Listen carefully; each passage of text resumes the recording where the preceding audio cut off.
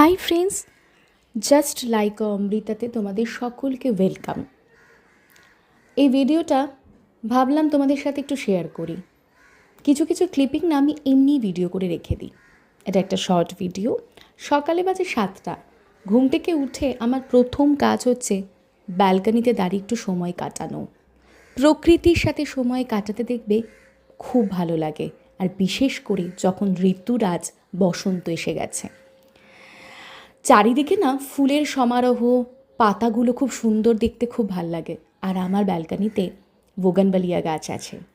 রানী কালারের যে ফুলগুলো না আমাকে ভীষণ আকর্ষণ করে, আর যখন গাছ ভর্তি ফুল দেখি বা পাতা দেখি মনটা খুব ভালো লাগে।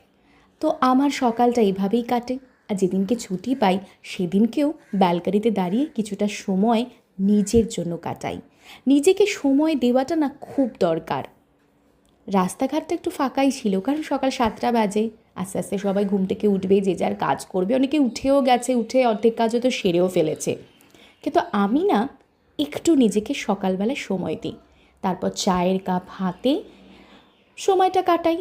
কিছুক্ষণ 10-15 মিনিট নিজের জন্য কাটানোই যায়। তারপর তো লেগে যাব তড়িঘড়ি করে, কাজ প্রচুর থাকে।